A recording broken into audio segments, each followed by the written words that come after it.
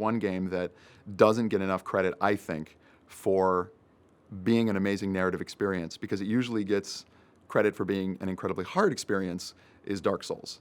So I think for me, Dark Souls is almost kind of finding this, picking up this kind of thread that Looking Glass dropped in a lot of ways. Because for me, even though that game is, I guess, an RPG, it's doing so many interesting things with mechanics that a lot of other games aren't doing. And it really embodies the theme of the game, at least the first, well, it's not Dark Souls, it's Demon Souls, which was the first game. But that game is a Faustian statement about religion and politics, where all the ideology of the statement is in the system's design. It's like you have to discover what the quote-unquote miracle system is in the game to understand what the game's perspective on God is. And some people say that miracles don't exist. Well, so how can you learn them? So there's all these kind of arguments going on in the game about what the meaning of the system's design in the game is. And then there are just there's one particular moment that is amazing to me where, it's a game where, everybody is kind of, it's a story where everybody is attacking everybody else for their spiritual energy, they call it souls. And there's a bit, there's this mechanic where other players can enter your game and attack you and actually kill your player and take all your souls. And because the game has, it's not permadeath, but death has a lot of consequence. You lose literally hours of play. So you don't want to die. And it's very traumatizing to actually get killed in the game. So, but if you're like me, I vowed to never kill another person. I'm like, no matter how bad things are going for me, I'm never going to look at another human being playing the game and say, I'm just going to kill you. Because for me, that would just be like killing a person on the street. But then, and this is an example of a moral choice unlike anything I've ever seen in a video game, there is this part of the game where you find this room, and there is what appears to be a wizard in the room. And the wizard waves his wand, and he makes this knight appear. And the knight has this mask obscuring their face. And you're like, okay, whatever, I've seen bosses in this game before. So you're like, I have to fight this knight.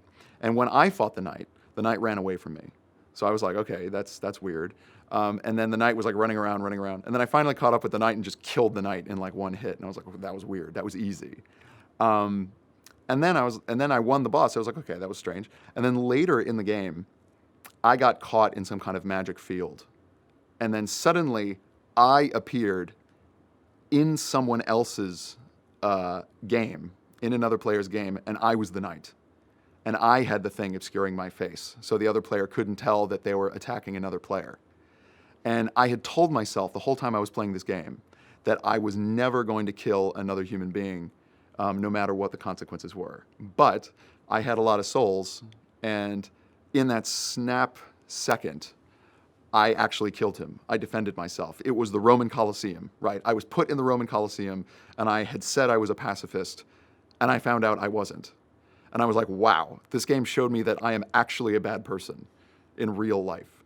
So for me, this was fascinating. For me, this was like, and I guess like some people might not even call that narrative, but I don't know. You look at what other games do with quote unquote moral choices, and it's not that they aren't interesting, like in BioShock or Mass Effect or whatever. But for me, this was so much more interesting than anything those other games were doing.